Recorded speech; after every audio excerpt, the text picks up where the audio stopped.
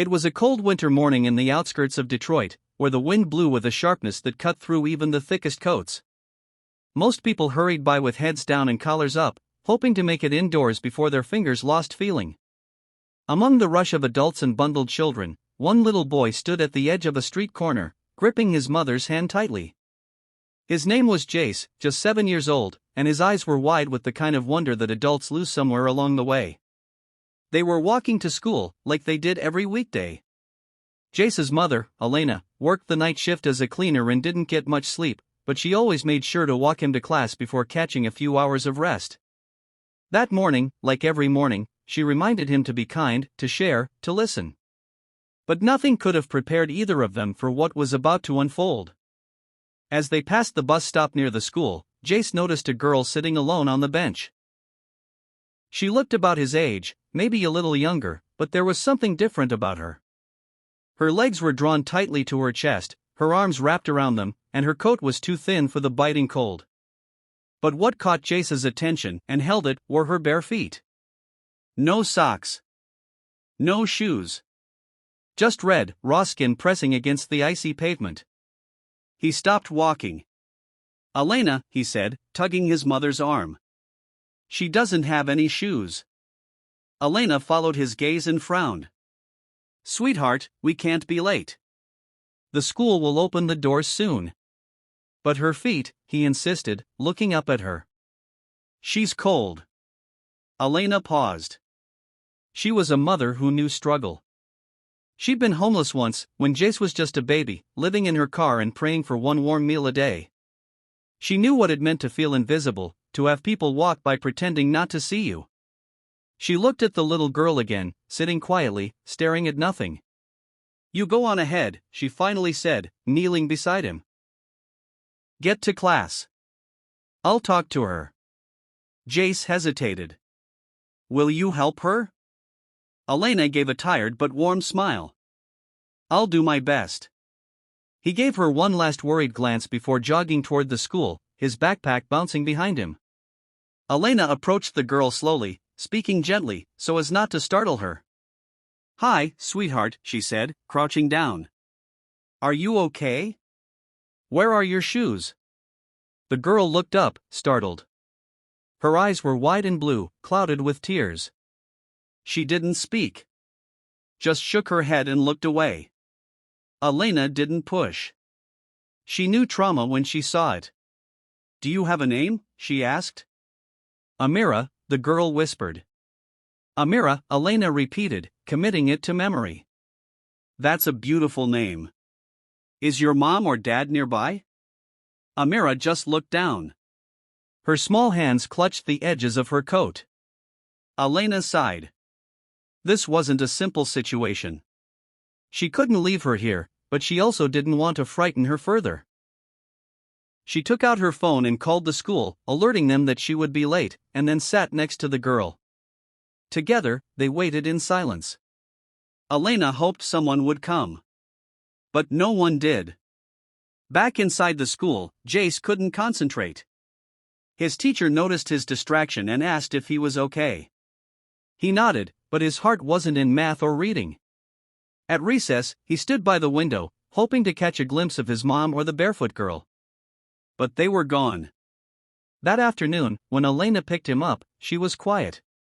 He ran to her, full of questions. "Is she okay? What happened?" "I don't know," Elena said honestly. "I called a social worker. They came to talk to her.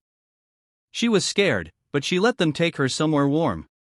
They'll try to find her family." Jace didn't say anything for a while. Then he asked, "Will she get shoes?" Elena looked at her son and saw the worry in his eyes. It wasn't passing curiosity. It was deep, aching concern. The kind of compassion that couldn't be taught in books. "I think so," she replied. "They'll help her." But that night, as Jace sat on the edge of his bed, staring at his closet, he had an idea. He pulled out his sneakers, the blue ones with white stripes, the ones he'd begged for on his birthday. Then he found a plastic bag and quietly placed them inside. When morning came, he didn't tell his mom. He just carried the bag with him. As they passed the bus stop, he looked for Amira. She wasn't there. His shoulders dropped. Later, at school, during show and tell, kids were bragging about their toys and video games. When it was Jace's turn, he stood up, holding the plastic bag. "I want to give these to someone who needs them," he said. The room went silent. "My mom says we have to look out for each other. I saw a girl yesterday who didn't have shoes. Her name was Amira. I don't know where she is now, but if someone knows her, can you give these to her? They're really warm." His teacher was speechless. Her eyes welled with tears. She stepped forward, placed a hand on his shoulder, and said, "That's the kindest thing I've ever seen." She took a picture of Jace holding the shoes. That picture, posted on the school's social media page, went viral overnight. People were moved not just by the shoes, but by the innocence behind the act. In a world often filled with noise and cruelty, here was a child quietly choosing empathy. No agenda. No recognition. Just care. Offers poured in from around the country. Someone started a GoFundMe to buy shoes for kids in need. Within days, it raised over $80,000. Shoe companies sent boxes of new sneakers and boots to the school. News stations arrived. Jace became the face of kindness. But he didn't care about the cameras. All he wanted to know was if Amira was okay. Finally, a week later, the school counselor pulled him aside. "They found her family," she said. Her mother was in a shelter, trying to find a safe place for them. They had lost everything in a fire. That's why she had no shoes. "Is she okay now?" he asked. "She is. And she has your shoes." Jace smiled big and bright. "Do they fit?" "They fit perfectly," the counselor replied. "And she said to say thank you. She never had a friend before who cared like you did."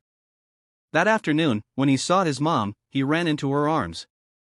"She's okay," he said, barely able to contain himself. "She has my shoes." Elena held him close, tears running down her cheeks. "I am so proud of you," she whispered. Weeks passed, and the school launched a campaign called Shoes of Hope, inspired by Jace's gesture. Every month, they collected shoes for local shelters and low-income families. Jace helped pack boxes, draw thank you cards, and even wrote notes to kids he'd never met. One day, the principal announced a visitor. Amira walked into the classroom, shyly holding her mother's hand. Her feet were warm in fuzzy pink boots, and her eyes lit up when they met Jace's. "Hi," she said. "Hi," he grinned. "Do you like your new shoes?" She nodded. "They're the best ever." The class clapped. Some kids wiped their eyes. A simple act had brought people together in a way that no lesson plan ever could. Years later, when Jace looked back on that moment, he remembered the cold, the wind, the fear in Amira's eyes, and how something as small as a pair of shoes could change everything. He didn't become famous. He didn't seek attention. But he kept being kind. In high school, he organized winter clothing drives. In college, he volunteered in shelters. And in adulthood, he founded a nonprofit that delivered shoes to children in war zones and disaster areas. He often said, kindness doesn't have to be big. It just has to be real. And it all started with a girl at a bus stop. A pair of bare feet. And a little boy who couldn't walk past without doing something. So wherever you are, whatever you have, remember Jace. And remember that one small act, done with love, can warm the world. Because someone, somewhere, is still walking barefoot, waiting for a friend.